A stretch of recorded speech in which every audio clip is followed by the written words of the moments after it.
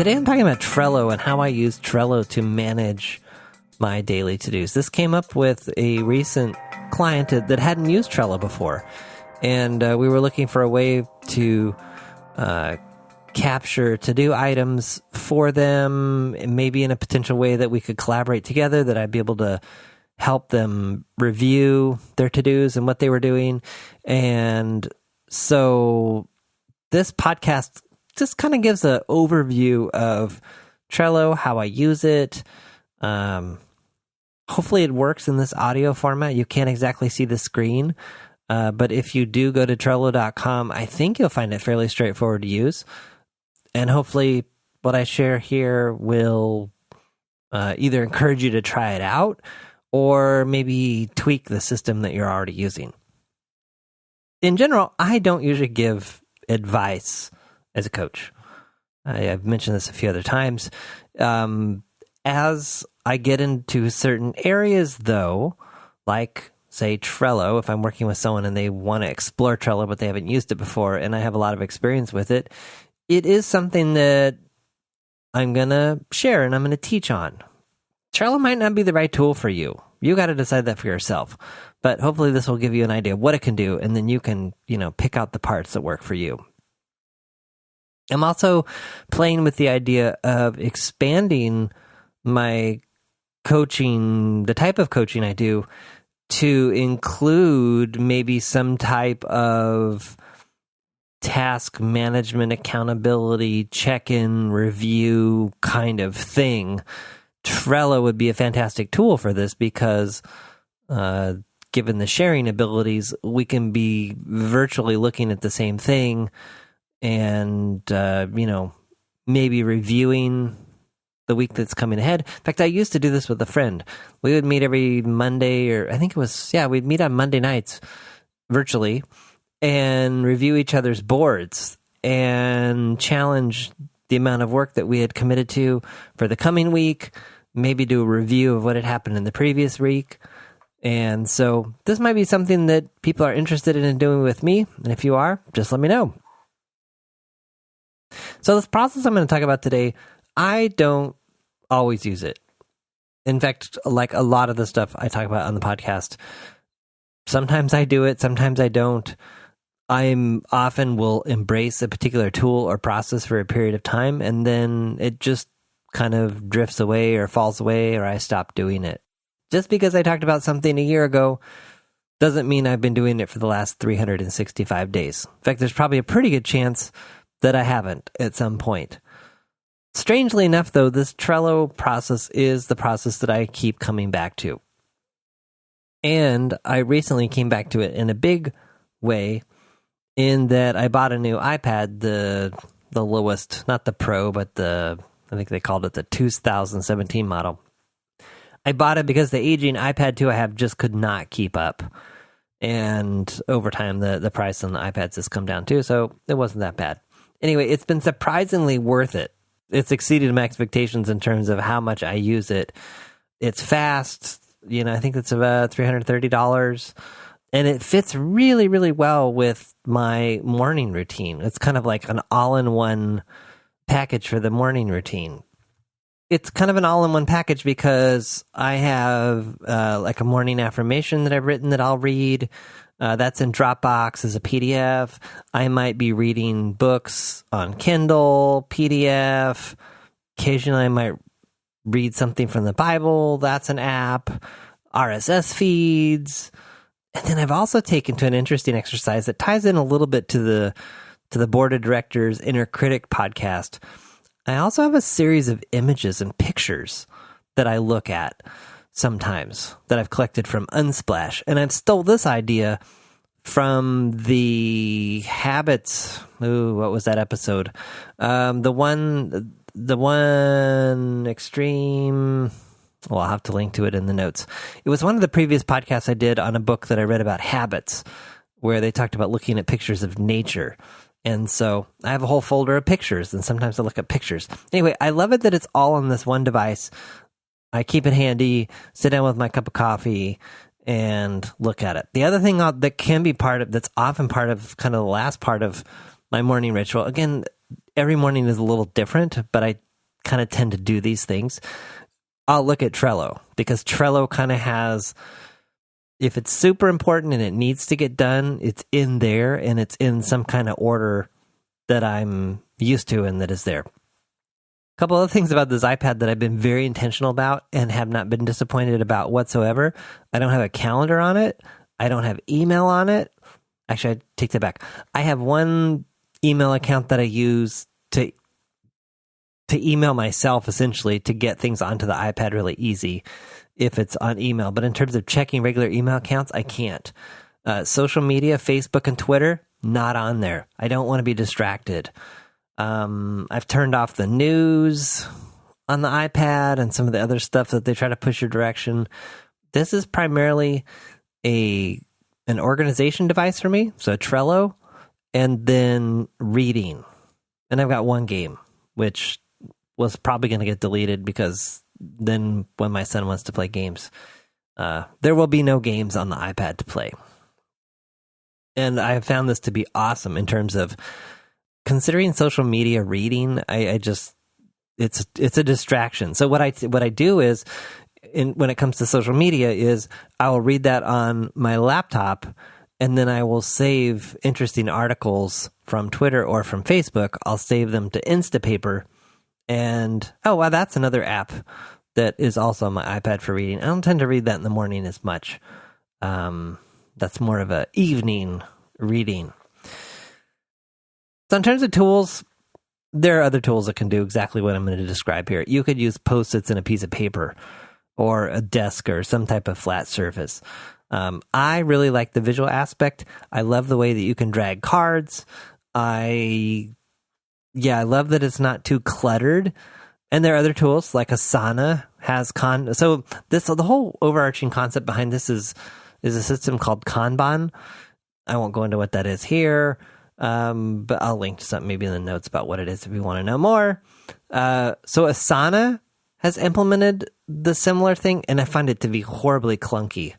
I do use it with one person I do client work with, and I can tolerate it, but I think Trello is the clear winner if you're looking for kind of a card Kanban system like this.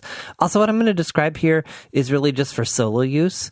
So, the example I'm giving here is how I manage my to-dos and stuff. You could easily mold and change this, though, if you wanted to work with a partner or someone else. So everything in Trello, there's two components, and if you can get these components straight, you're going to have no problems at all using Trello. There's lists, which are columns, or you could think of them as swim lanes. They're vertical swim lanes.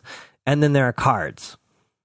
And a card goes in a list, and so it goes in a column.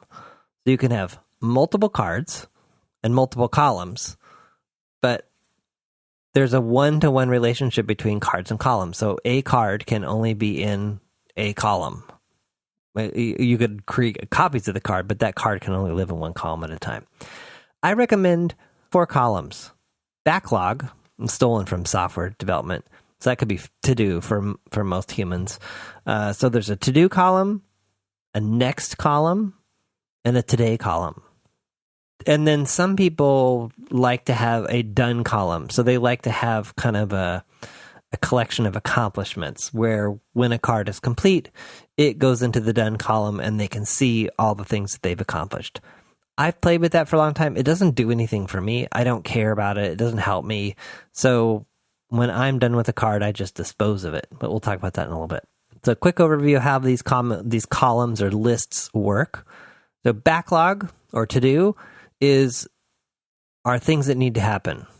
These are things that have not started yet. They need to get done eventually. Next is kind of an on deck. So these are the things, it's kind of a holding place for the things that I think that I need to work on next.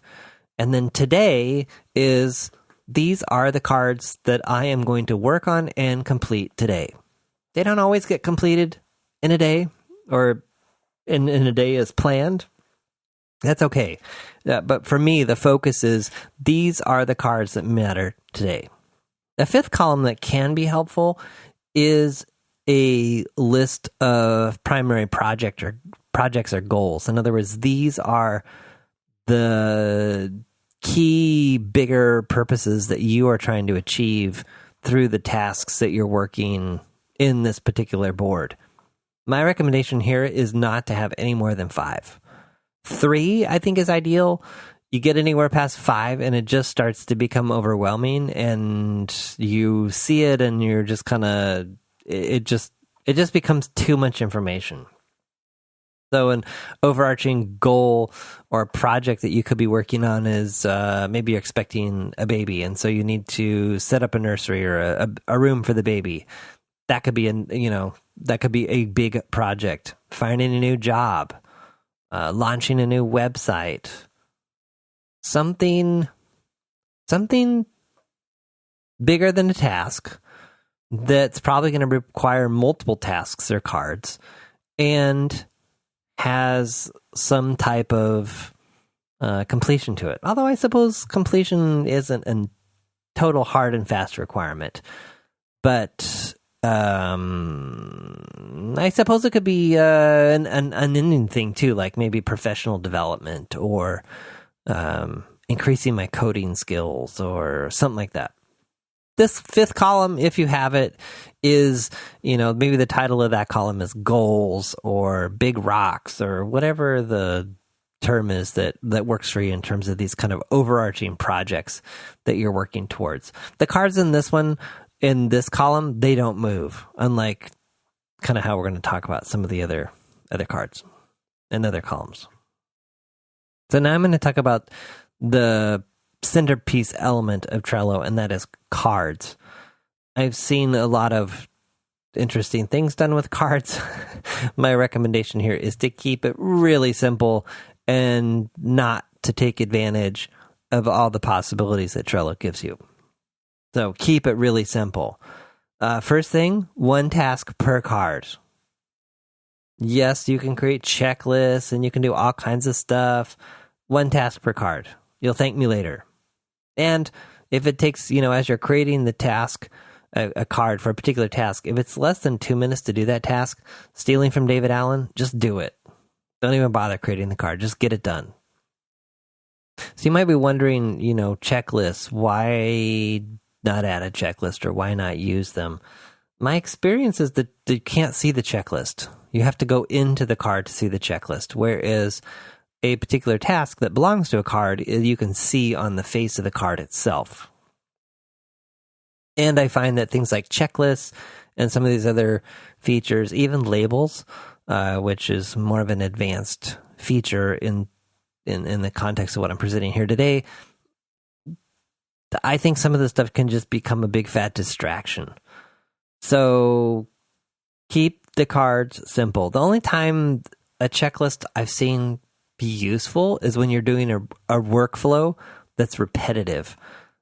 For a while, I've used it for podcast production with clients where maybe we're sharing the same board, and for each episode of the podcast, say I have to do the same 10 tasks and another person has to do 10 other things. And so in that case, we'll create 1 card that's a template. We'll create the checklist, so the 10 items for me, the 10 items for them, and whatever else. And we'll use that card as a template, and we'll simply copy that card for each new episode. And then that card will float through the process, and then each of us will check off that the respective things that we're working on are done. In that case, it works really well because both people can kind of see where things are at, and the card just kind of, works its way across the board. But in general, for just regular tasks, I think it's better to have the tasks at the card level. So cards being the most important building block, or the kind of the central artifact of a Trello board, use cards for everything. I like to use, I kind of think of each card for a particular task as a little filing cabinet. So if maybe my wife and I have a card that says plan spring break, we might put in that particular card, we might paste in the reservation confirmation numbers. We might dump links to different things that we're researching there. there might be a checklist in that case, but generally it's again, you can geek out on making this thing super complex so you have lots of boxes to check off and everything's tracked, or you can just kind of do the common sense stuff that normally works for you. So if we are taking a trip out of town, we are normally going to fly there, stay in a hotel, and rent a car. Those are pretty easy, and based on the way we usually split it up, there's no need to create a checklist that says buy tickets, book hotel, book rental car. We just sit down and do it all at once and we're done. So that would be an example of where creating a checklist doesn't make any sense for us. But again, a single card for something like this can be a great place to store that information that's related to that task that needs to get done. Sometimes I'll just create a card for something that I need to do. Like, for instance, I need to create a new page on my website to get better analytics on email signups. So I have a card that says, set up thank you page and connect to Google Analytics. Well, inside that card is a link to an article I read that explains how to do it. So when it comes time to do that task, I don't have to go looking through my bookmarks for that article. The link is already going to be in the card. So use cards as a dumping ground in a good way. If it's something that needs to be done, I offload it out of my brain into a card and it goes into the to-do column. I don't generally stick stuff directly into today or next, but that's not out of the question either. And the other thing I like to do too is any task that's an email is to turn that email into a card as well. Again, if it's just a quick reply and be done. If it's a longer term task or project, turn it into a card. The easiest way here is to take advantage of the feature of being able to email cards to boards. I'll link to an article that explains, how to get the email address for your board. I like to set up a simple address entry in my email client. And then whenever I want to forward an email to the board, thereby turning it into a card, or just create cards from email, I don't want to open Trello, then I can do that as well. So what to do with the done cards? Or let me back up just a little bit. So the idea here is that as you're doing this brain dump of things that need to be done, they're going into the to-do column. So, and if you want to kind of visualize this in your mind, working left to right. So on the left far upper left part of the board is going to be to-do. The next column or swim lane is going to be next. The next one, again, moving left to right, is going to be today. And then the column after that is going to be done, if you have a done column. So some people like to drag these done cards into the done column, and then at a certain point, maybe it's Friday afternoon or the beginning of the week, they like to look at that list and reflect on them and see what they learned as a result of the things they did this week, and then get rid of them. As I mentioned a little earlier, I just simply throw them away because that process, at least to date, doesn't do anything for me. So when you get rid of a card, you click on the way you delete a card is you click on archive. After you have archived the card, you can delete it. If there's a card that I might want to search on later that I want to show up in a search, I will not do that final step of deleting the card. I will just simply archive it. But 9 times out of 10, I simply delete the card because I don't want to see it again. In terms of usage, this is one thing I just love about how Trello works. I'll use at least on Mac, there's an app. So there's a Trello app now. I'll use that. I'll use it in a web browser. I will have it on my iPad. It's also on my phone. So if I am somewhere and I think of something I need to do, I just simply create a card using one of my devices. And occasionally, if I'm standing in line waiting for something, I might pull up Trello on my phone and just kind of look at the to-do column and see, okay, what needs to be done today? Or let me just make sure that I'm focused on what I thought I was going to do today or what was most important. Speaking of that, the process I generally use here is to try to look at the board the night before. So I'll just kind of clean things up, drag things around. I'll scan the next column, the today column. Did anything today that didn't get done need to be done tomorrow? I'll leave it there. And I'll typically drag cards around between the today column, the next column, and the to-do column. Occasionally, things just get all clogged up. And the today column will get way too deep. The next column will get really, really deep. And then I'll simply select the option that says move all the cards in this list to another list. And I'll just essentially flush them all. So I'll just take all the cards in today and maybe throw them in the backlog. Or I'll take all the cards from today and move them into the next column. Or I'll take all the cards in the next column and just put them all into the backlog column. So I have 2 clean columns, next and today. Then I'll do a quick scan of the to-do list. And for things that I know have to happen today or tomorrow, I'll drag them into the to-do, I'll drag them into the today column. If I know they kind of need to happen fairly soon, they'll go into the next column.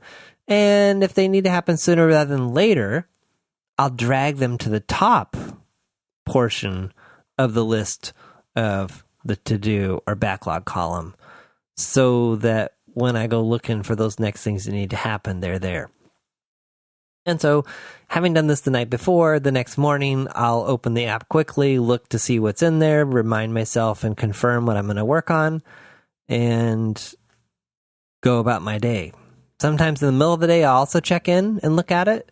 And sometimes I'll use this as a reference to create a written to-do list, like on paper. Whether it's a big piece of copy paper or a planner that I use occasionally that I really like, I'll use Trello to help guide and narrow the things that I'm going to work on, write them on a piece of paper, and then I don't have to look at Trello and be potentially overwhelmed with all the things that are there. A couple of other things that are really useful and helpful with this system are due dates and reminders.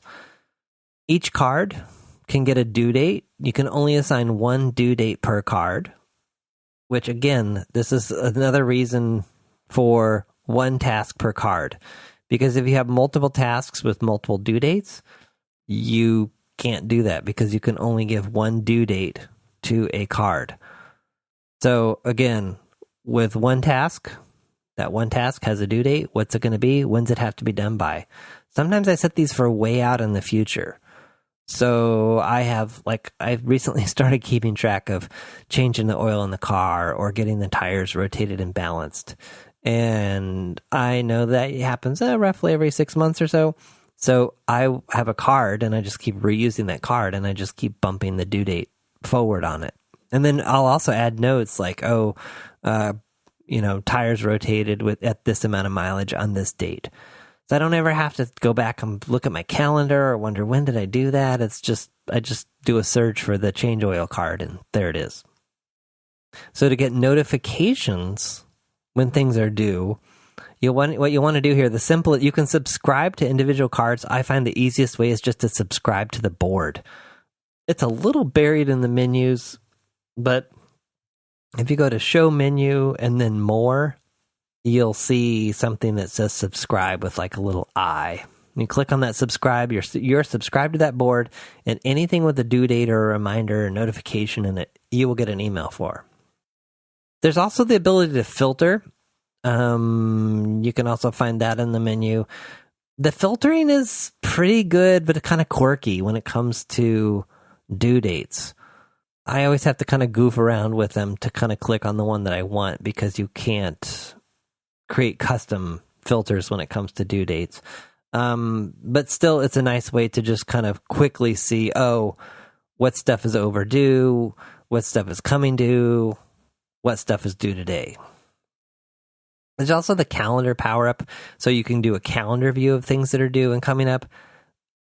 It sounds really great in theory, and I've looked at it a couple times, and I just never use it because I'm usually relying on the email alerts or the board alerts saying, something's due or coming due, or the order of the cards and what's in the today column. So there's some closing thoughts here.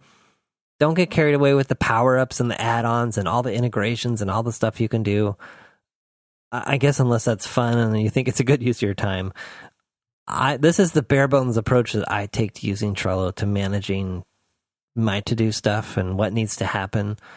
I do have boards split, so I do split the boards though. So remember how I mentioned, 3 to 5 projects? So I have one board that's just home stuff, and my wife and I share that. That board's totally separate than from like my daily personal board. And then I also have a separate board that is for Red Hat stuff. So that's a nice way to kind of keep things separate and within their kind of jurisdictions. So I'm curious what else you all would like to know. If there's something that you would like to know, you want me to review your board, do some coaching around maybe your board and things that aren't getting done, or anything else you'd like to explore, drop me a line and we'll see what we can figure out.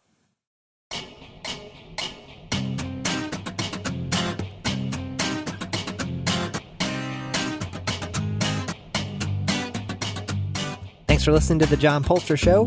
Notes, links, and all that other good stuff for this episode are at johnpolster.com/podcast. If you have questions or ideas around the podcast, send those to podcast@johnpolster.com.